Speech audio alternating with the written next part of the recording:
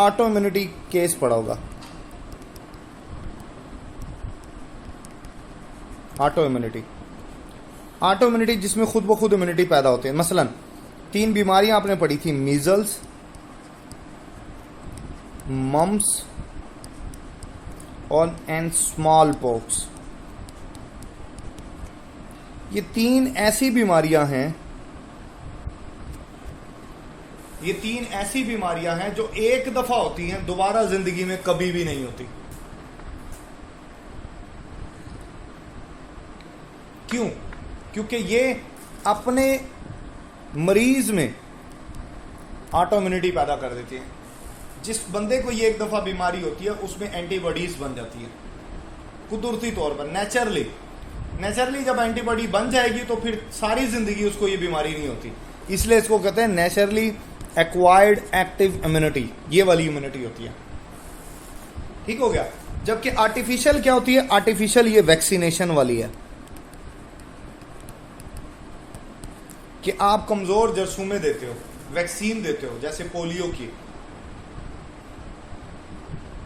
Polio vaccine दी जाती है, जैसे और वैक्सीन, जैसे जो है और वैक्सीन दी जाती हैं जो छोटे बच्चे को लगाते हैं, ये कमजोर जरसूमें लगाते हैं।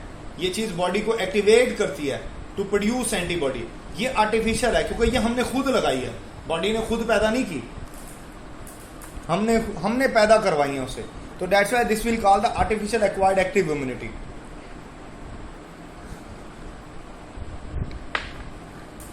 इसी तरह पैसिव क्या होती है? पैसिव में बॉडी एक्टिवेशन नहीं होती, no body activation, readymade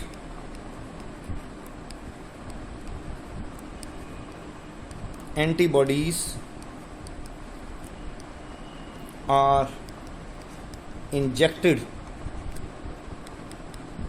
into body। ठहरो, स्लाइड गई।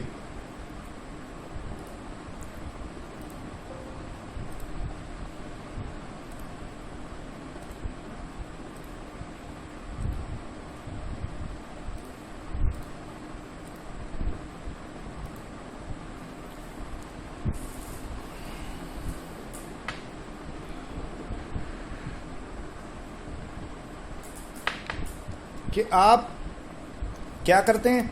आप पहले से जो है बेटा वो रेडीमेड एंटीबॉडीज जो है वो इंजेक्ट करते हैं इसके अंदर। बॉडी को खुद कुछ नहीं करना पड़ता, ठीक है ना, बॉडी को खुद कुछ नहीं करना पड़ता, बनी बनाई एंटीबॉडी उसमें इंजेक्ट कर देते हैं। ये ना शॉर्ट टाइम के लिए होती है क्योंकि जब तक ये एंटीबॉडीज रहेंगी तब तक तो इम्यूनिटी रहेगी। जब एंटीबॉडी ख़त्म तो इम्यूनिटी भी ख़त्म, क्योंकि बॉडी ने खुद तो नहीं बनाई थी ना, ये तो बनी बनाई मिली थी। ये जो इम्यूनिटी होती है इसको पैसिव इम्यूनिटी कहते हैं। अब इसमें नेचुरल भी होती है और एक्टिव भी होती है। एक्टिव कौन सी होती है, आर्टिफिशियल कौन सी होती है? देखें, जो डॉग बाइट की होती है ना, स्नेक बाइट,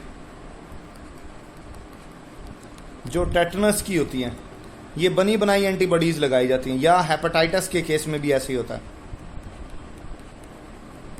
बनी बनाई एंटीबॉडी इंजेक्ट होते हैं। तो this will call the artificial.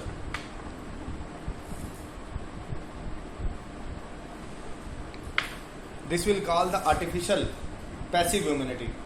इसी तरह जो नेचुरल है ना, आपने शायद कभी नाम सुनो लैक्टेशन का। लैक्टेशन होती है माँ का अपने बच्चों को दूध पिलाना। This will call the lactation. माँ जब अपने बच्चों को दूध पिलाते हैं ना तो मदर जो लैक्टेशन होती है, मदर जो मिल्क होता है,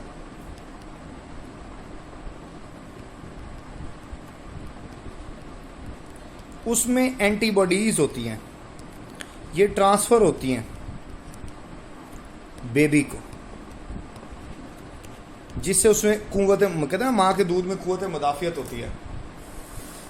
तो मिल्क के थ्रू जो है ना, मदर मिल्क के थ्रू जो है एंटीबॉडीज वो फिर बेबी में ट्रांसफ़र होती हैं और बेबी में इम्यूनिटी पैदा हो जाती है, कुव्वत मुदाफियत पैदा हो जाती है।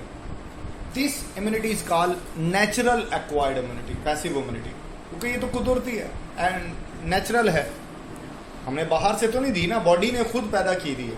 तो ये भी ये एग्जांपल आ जाती है, this will call the naturally acquired passive immunity. बेटा आपको समझ आया है बात? चले आगे चलता हूं। नेक्स्ट इम्यूनिटी की दो और टाइप्स होती हैं, वो कौन सी है? एक होती है ह्यूमरल इम्यूनिटी। ह्यूमरल इम्यूनिटी कौन सी होती है? ह्यूमरल इम्यूनिटी जो है बेटा, ये बी लिम्फोसाइट्स शो करते हैं, और इसमें आप जानते हो कि बी लिम्फोसाइट पहले बनाते हैं प्लाज्मा सेल, और फिर प्लाज्मा सेल जो है बेटा वो बनाते हैं एंटीबॉडीज। मतलब ह्यूमरल इम्यूनिटी ऐसी इम्यूनिटी को कहा जाता है जिसमें एंटीबॉडीज बनती है, जिसमें क्या बनती है? एंटीबॉडीज बनती है, और इसमें बी लिम्फोसाइट इन्वॉल्व होता है। ठीक हो गया? ये आपने याद रखना है।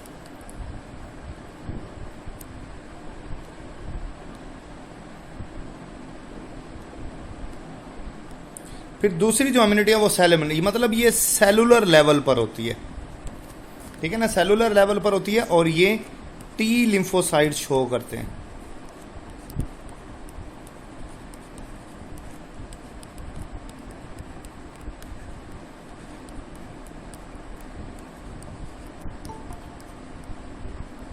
इसमें कोई एंटीबॉडी नहीं बनती, वो बेटा वो आर्टिफिशियल एक्टिव होती है।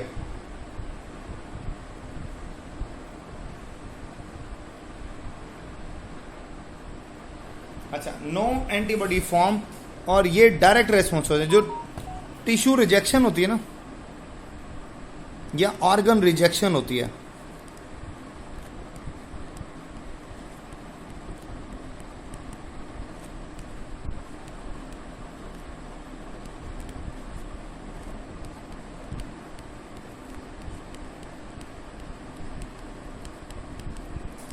आफ्टर ऑर्गन ट्रांसप्लांटेशन, ये सेल मेडिएटेड, ये बड़ा इंपॉर्टेंट पॉइंट है, ये सेल मेडिएटेड इम्यूनिटी की वजह से होता है।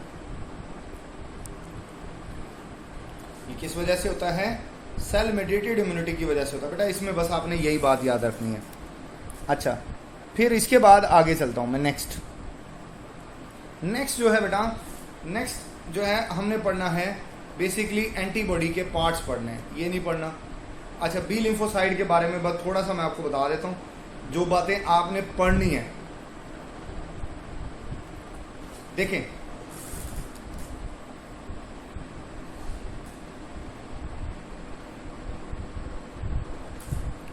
बी लिम्फोसाइट ना ह्यूमन में तो या मैमल्स में,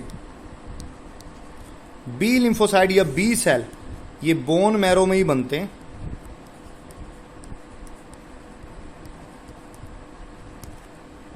बोन मैरो में ही इनकी मैचुरेशन होती है, मैचुरेशन भी होती है और बेटे प्रोडक्शन भी होती है। लेकिन बर्ड्स में ये मैच्योर होते हैं बर्सा ऑफ फैब्रिकस, ये सिर्फ बर्ड्स में ऐसा होता है। ह्यूमन में ये दोनों काम बोन मैरो में ही हो रहे हैं। ठीक हो गया? इसी तरह जो टी लिम्फोसाइट है वो 5 तरह के होते हैं, ये देख लेना बस।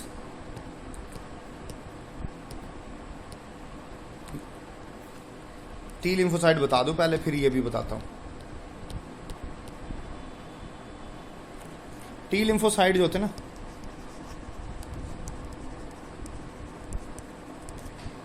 ये बनते बोन मैरो में,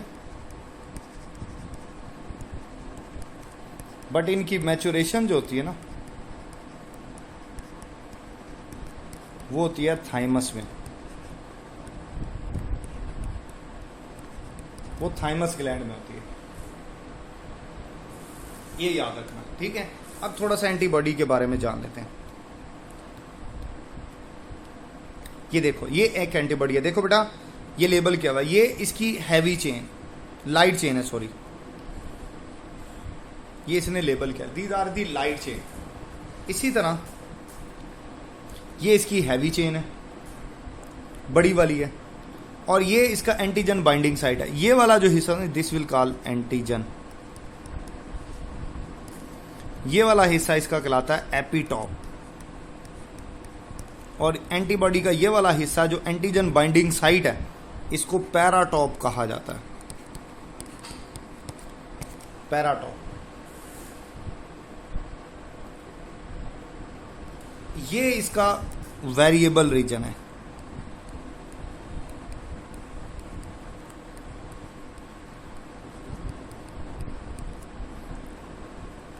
ये इसका कांस्टेंट रीजन है।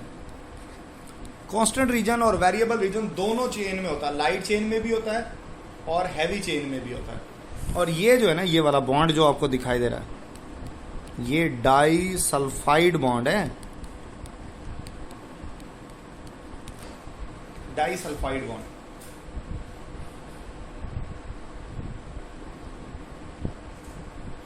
This is called the disulphide bond.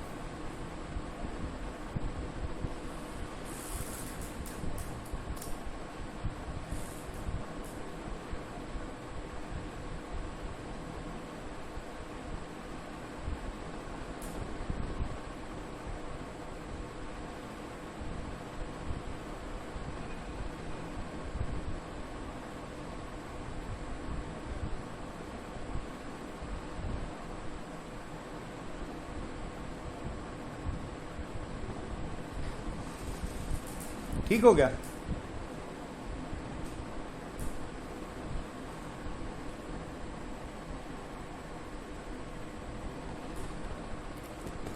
अच्छा आगे चलते हैं।